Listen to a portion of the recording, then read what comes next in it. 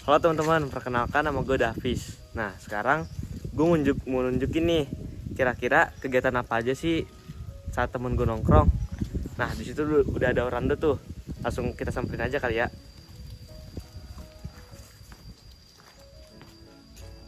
Oh, Ido, Hai Fis. lu lagi dengerin apaan, Dok? Kayaknya asik banget. Gue lagi dengerin lagunya Goo Goo Dolls, judulnya Iris. Lagu apaan tuh? Nih, coba lu dengerin. Nah, ini tuh lagu barat dengan genre pop rock yang dirilis tahun 1998. Oh, lagunya asik ya ternyata. BTW, lu lagi baca apaan? Nih, gue lagi baca buku Gadis Budak, karyanya Buce Meceta. Emang bukunya tentang apaan? Nah, jadi singkatnya, buku ini menceritakan seorang gadis asal Nigeria yang nama Okbanje yang terpaksa menjadi budak karena dijual sendiri oleh kakaknya demi segenggam uang. Terus gimana? Nah, lanjutannya sendiri, Okbanje ini terpaksa menjadi budak karena dijual kakaknya dan ia hidup oleh majikan pria yang tiada hari tanpa muka. Nah, di sini nama orangnya itu Pak Palada. Okbanje ini hidup selama bertahun-tahun sama dia. Wah, parah banget sih. Itu sih udah melanggar HAM. Iya sih, bener banget. Harusnya kan setiap manusia itu punya hak untuk memiliki kebebasan tanpa adanya tekanan. How come there are bad people like that? What's the reason? It was due to greed, and as a result, Okbanje became a slave for many years. Oh, terus ending ceritanya gimana, Dok? Nah, ending cerita dari buku yang gue baca ini, setelah bertahun-tahun Okbanje menjadi budak, ia akhirnya berhasil lari dan melawan perbudakan yang ia alami. Hingga ketika dewasa, ia akhirnya berhasil bebas dari perbudakan yang ia alami selama hidupnya. Terus, pelajaran apa aja sih yang bisa kita ambil dari kisah itu? Banyak sih, salah satunya itu jangan menyerah. Di sini, Okbanje sendiri itu menghadapi banyak rintangan untuk meraih kebebasan dalam hidupnya. Tetapi, ia tidak pernah menyerah untuk meraih kebebasan itu. Oh, hebat juga ya si Wakbanje itu.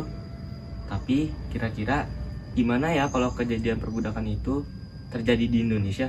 Udah pernah kok. Hah? Emang iya? Kapan? Loh, masa lu nggak tahu, Fis? Dulu kan kita pernah dijajah Belanda sama Jepang. Nah, iya. Oh iya, baru inget gua. Makanya kita harus bersyukur karena kita hidup setelah Indonesia merdeka. Kita jadi nggak harus ngalami perbudakan kayak yang dialami Okbanje. Wah, emangnya apa aja sih ancaman yang bakal terjadi di Indonesia kalau Indonesia dijajah lagi? Banyak, Fis. Kalau misalnya Indonesia dijajah lagi, yang pasti kebebasan dan HAM kita pasti akan terancam sih oleh penjajah. Wah, selain faktor itu, ada lagi nggak sih faktor yang bisa mengancam keutuhan NKRI? Ada banyak dong, salah satunya tuh faktor ekonomi. Contoh negara yang sekarang ekonominya lagi hancur banget tuh kayak negara Sri Lanka. Mereka sedang mengalami inflasi akibat tingkat korupsi yang tinggi di negaranya. Terus gimana cara ngatasinnya? Kita harus memecahkan masalah tersebut secara terstruktur. Contohnya tuh kayak kebijakan moneter yang dikeluarin sama pemerintah. Gi, emangnya kebijakan moneter itu apaan sih?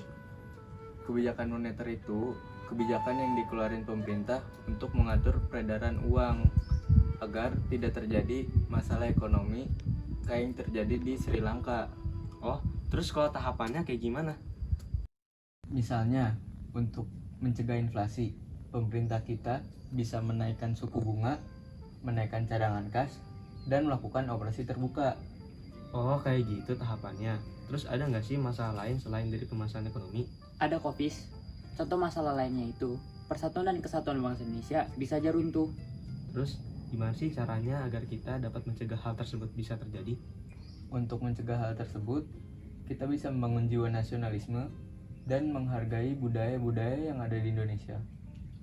Gimana tuh caranya? Ada banyak, Fis.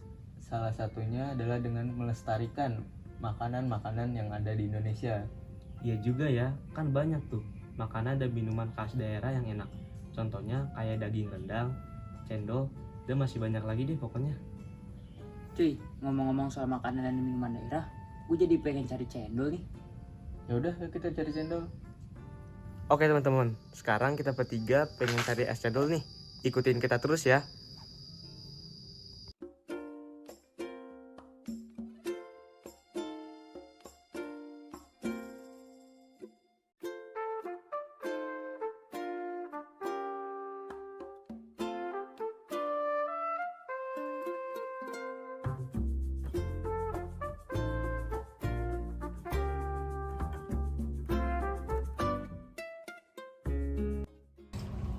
Nah, jadi teman-teman sekarang kita di rumah Gio nih.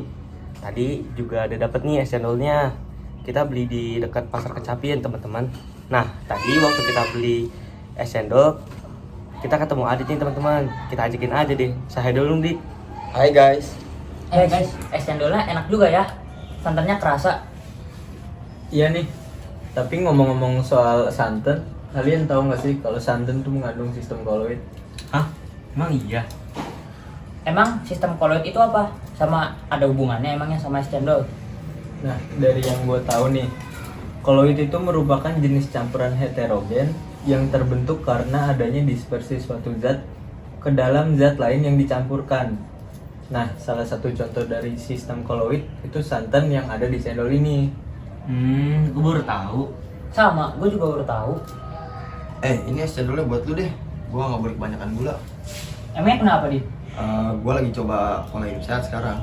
Widih. Jadi, lu lagi jaga pola makan, Dit? Iya, tapi nggak cuma jaga pola makan, gua juga udah mulai olahraga dari minggu lalu sih. Itu apaan nih Tang? Lu Dit, tato. Oh ini mah enggak. Om gue iseng gambar dari tangan gua. Oh, gue kira tato. Emangnya kenapa sih kalau tato? Gua ada rencana mau tatoan sih. Jadi gini loh Dit. Yang pertama, lu itu kan masih SMA sekarang.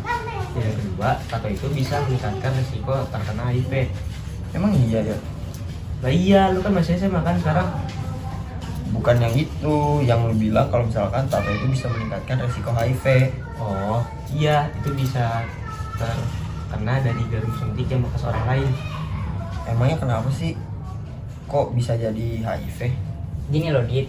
Kan kalau jarum suntik bekas orang lain yang lu pakai, jadinya nggak steril. Nah, kita sendiri ini nggak tahu orang lain ini punya penyakit apa. Siapa tahu dia punya HIV.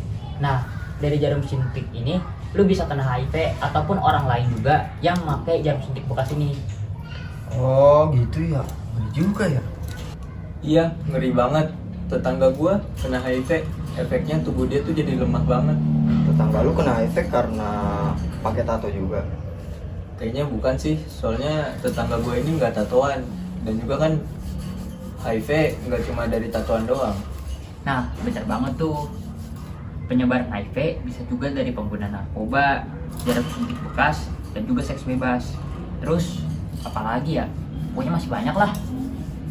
Aduh ngeri juga kalau misalkan tetangga lu itu ternyata pengguna narkoba. Iya, ngeri juga. Kalau lingkungan gue begitu, bisa-bisa gue terpengaruh juga. Jangan sampai dong Ji, lu harus bisa memilah lingkungan yang baik dan buruk kalau gitu.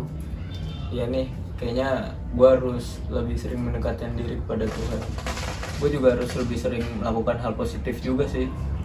Nah, iya tuh Gi, gua sekarang lebih sering ke gym buat olahraga. Lu olahraga apaan emang? Gua sih lagi suka olahraga angkat beban gitu. Yang kayak gimana tuh, Dit? Yang kayak gini loh Gi. Nah, jadi bar besinya ini ada lingkaran, atau di dalam lingkarannya ada lingkaran lagi. Nah, yang lingkaran ini biasanya disebut plate. Oh, di plate ini kenapa bolongannya di tengah semua ya?